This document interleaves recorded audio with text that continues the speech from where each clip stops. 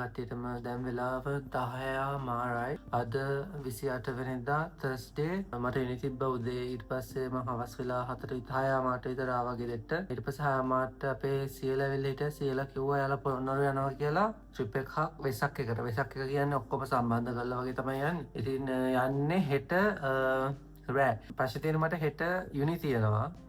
Uni ගිහින් එදාම මං 4 විතර ඇවිල්ලා ඊට පස්සේ අරට යන්න ඕනේ සීලා ගෙදෙට්ට බස් එක එතෙන්ට එනවා එතනින් පිකප් කරන්න රෑ තමයි අපි හෙට යන්නේ මේ පොළොන්නරුවට යන්නේ මගේ ගෙදර ටික ලෑස්ති කරලා ගන්න ඕනේ අපි හෙට දවස් දෙකක් ඉන්නවා we staying there for 2 days that means one night හෙට රෑ ගිහින් අනිද්දා පොළොන්නරුව ගිහින් පන්සල් ටිකට ගිහින් ඊට පස්සේ පහවදාත් ඉඳලා පහවදා මං හිතන්නේ දවාලේ වගේ තමයි අපි මෙහෙට එන්න ප්ලෑන් එකක් තියෙන්නේ ඉරිදා so and also I have lectures on Monday and it's gonna be hectic so I thought of vlogging it එහෙනම් මට හිතුණා මේක vlog කරන්න. ඉතින් අපි ලෑස්ති වෙමු වලට මට තියෙනවා මොකද්ද මේ බෑග් එක හදන්න මේ තියෙන මගේ බෑග් එක. මේ බෑග් එක තමයි ඔක්කොම දාන්න ඕනේ. I want to show you the new body that I got.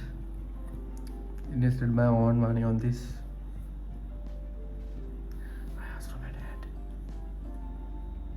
මේක තමයි ගත්තේ මේකේ ෆීචර්ස් ටික කිව්වොත් ඉතින් ලයිට් එකක් පත් වෙනවා ඩිෆරන්ට් මෝඩ්ස් තියෙන එකේ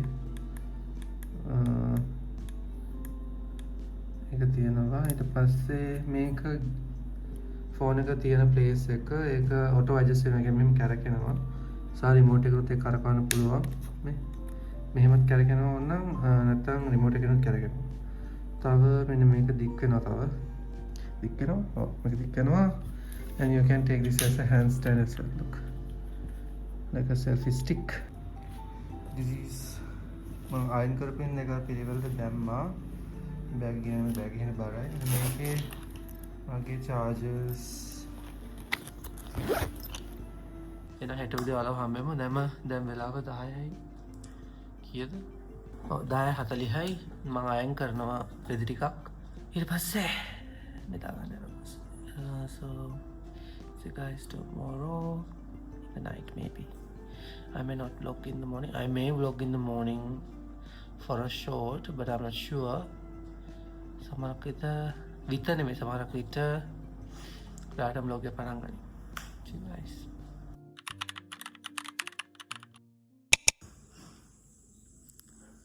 සීලදී ඉන්නේ අපි යන්නේ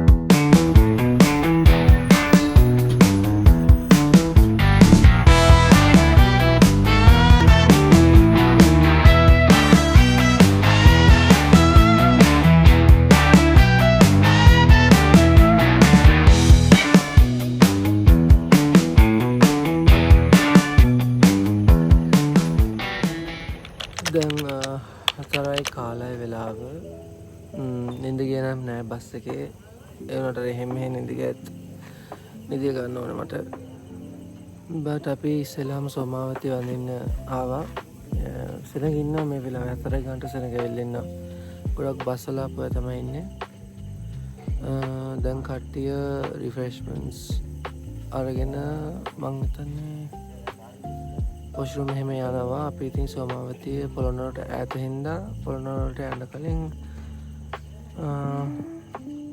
සෝමාවතිය වැඳලා තමයි යන්නේ අපි ඉන්න තැනට එවලදී හැම පාලි මේ වතුර බොනවනේ සෝමාවතියට ඇවිල්ලා තියෙන දන්නවා ඇති සෝමාවතිය යනකොට කොහොමද අලි හම්බෙනවා කියලා.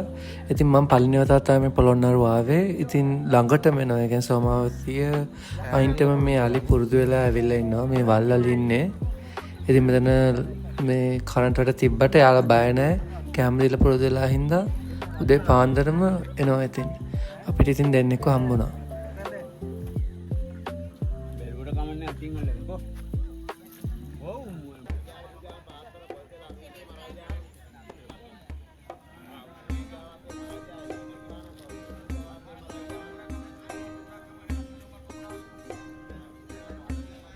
පාන්දර 5:45 විතර ඉර නැගෙනවත් එක්කම තමයි අපි පන්සලට යන තීරණය කරේ. ඉතින් මේ ඉරේලිය පන්සලට වැටෙද්දී මාරම ලස්සනයි. සහ ලොකු හුලකක් එක්ක තමයි අපි පන්සලට ඇතුල් වුණේ. ඉතින් ඒකත් විඳගෙන අපි පන්සල වන්දනා කරන්න ගියා.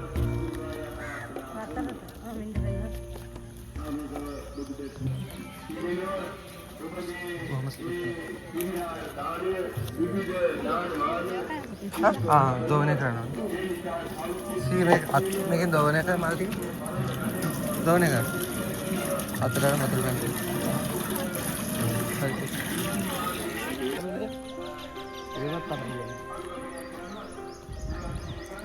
සෝමාවතියේ විශේෂත්වය කිව්වොත් එහෙම වමකු ධාතුව දළදා මාලිගාව නුවර තියෙනවා වගේ බුදුරජාණන් වහන්සේගේ දකුණු අකු ධාතුව තියෙන්නේ සෝමාවතියේ. ඉතින් මේක වැඳගන්න ගැනීම භාග්‍යයක් කියලා හිතනවා.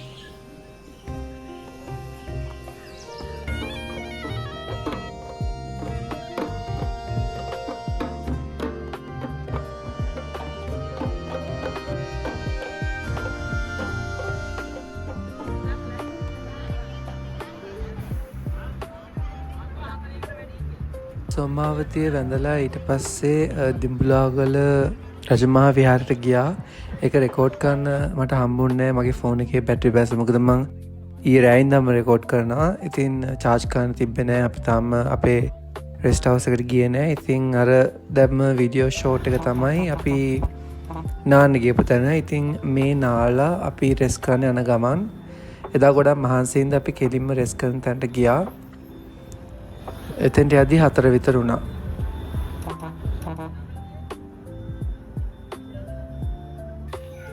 Look at this shop, guys. It's near to our rest house and it's so small in a pathway and there's everything literally, not like a supermarket, but it's so small with like 10 square meters, but it has everything that we want, including water and every snack that we wanted and a nice pathway back home.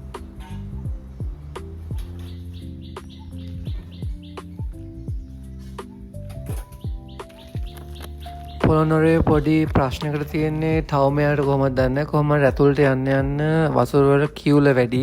අපි දත්ම දිනුවත් ගන්න ඒ වතුරනේ. ඉතින් ඒ වුණාට ඒක ඇඟට ආවට පස්සේ අමුතුයි වගේ. ඒ හින්දා අපි ඒ දවස් දෙකම පාවිච්චි කරේ අපේ වතුර බෝතල් අරගෙන.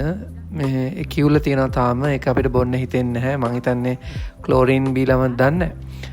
කොහමරි ඒක තමයි තියෙන්නේ නෙගටිව් පොයින්ට් එකට.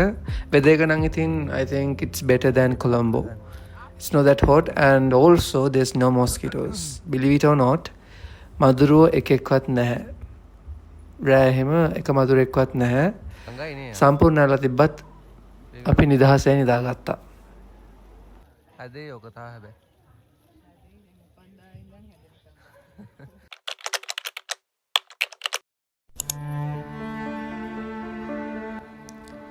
අපි අද උදෙන්ම ආවා පොළොන්නරුවේ විශේෂ ස්ථානයක් වන පොළොන්නරුව වටදාගේ බලන්න. මේක තියෙන්නේ පොළොන්නරුවේ ඓතිහාසික නගරෙමයි තියෙන්නේ. ඉතින් මේකේ විශේෂත්වය වන්නේ බුදුරජාණන් වහන්සේගේ දන්ත ධාතුන් වහන්සේ තැන්පත් කරන් තමයි පරාක්‍රම බාහු රජතුමා විසින් 12 වන සියවසේ හදන්න ඇතයි කියලා සඳහන් වෙන්නේ. ඉතින් මේකේ මැද තියෙන චෛත්‍යයක්. ওই චෛත්‍ය ඇතුළේ තමයි දන්ත ධාතුන් වහන්සේ වන්දනාමාන කරන්න හදලා තියෙන කියලා සඳහන් වෙන්නේ.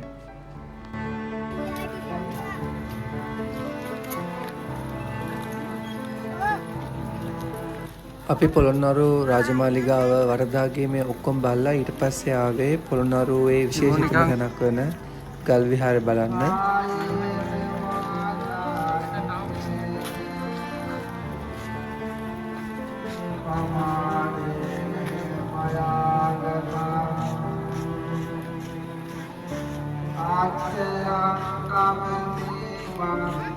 ඉතින් ගල් විහාරට එන්නෙත් මම පළවෙනි වතාවට.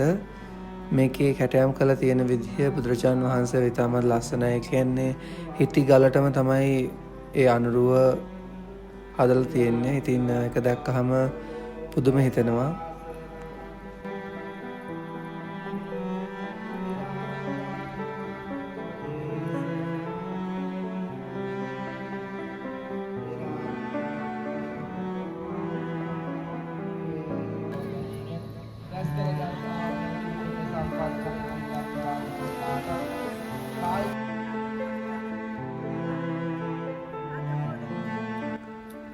ගල් විහාරට යන පැත්තටම අනිත් පැත්තේ තියෙන්නේ කිරිවෙහෙර. ඉතින් ඒ පැත්තට අපි ගියා. මේ යන පාරත් හරිම ලස්සනයි. ඉන්දියාවෙන් ආපු සොලින් එක්කෙනෙක් තමයි පොළොන්නරු රාජධානිය සම්පූර්ණ විනාශ කරලා තියෙන 1215 වෙනි. මේ චෛත්‍ය කිරිවෙහෙර.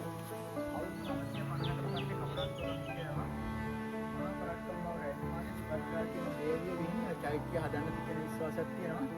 උසාවියක්. මෙහෙම බලගන්න. කාන්තා රූපයක් තියෙන කොරවක් ගලක් තියෙන මෙතන විතරයි. නාගිනී රූපයක්. මේක තමයි කොරවක් ගල. අලියාගේ හොඬ වෙල උරගේ දල කිඹුලේ කට සිංහගේ පාද වඳුරගේ හැ මිනිහා කන මොනරගේ පිහාටු. සත්තු හත් දෙනෙක් කොටස් හතකින් තමයි මකරක් කතා හැදෙන්නේ. වාත රාජ.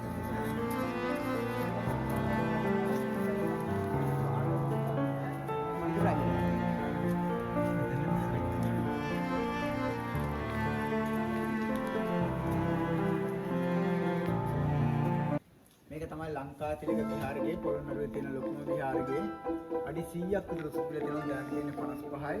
වහලේ තියෙන්නේ ගලෙන්ම නවාපු වහලේ ගෙඩිගේ ආකාරයෙන් ආරක්ෂු මෙට. ඔතන ඉඳලා කමන්නේ. ඔතන ඉඳලා උස්සන්න. If you guys haven't seen a bag gecko, this is a bag gecko. නැත්නම් සිංහලෙන් කියන්නේ කිඹුල් හුණා. මෙතන දෙන්නෙක් හිටියා. අනිත් එක කියලා මෙන් බලා ගන්න පොළොන්නරුවේ සඳර පහණෙන් ගවයයි වත් කරලා තියෙන Hindu බලපෑම නිසා. මොකද ඒකට අදහන්නේ ගවයා පෑගෙන දෙන්න බෑ පූජනීය වස්තුවක් කියලා තමයි සඳර පහණෙන් ගවයයින් කළ මුරගලේ පැත්තෙන් තියලා තියෙනවා.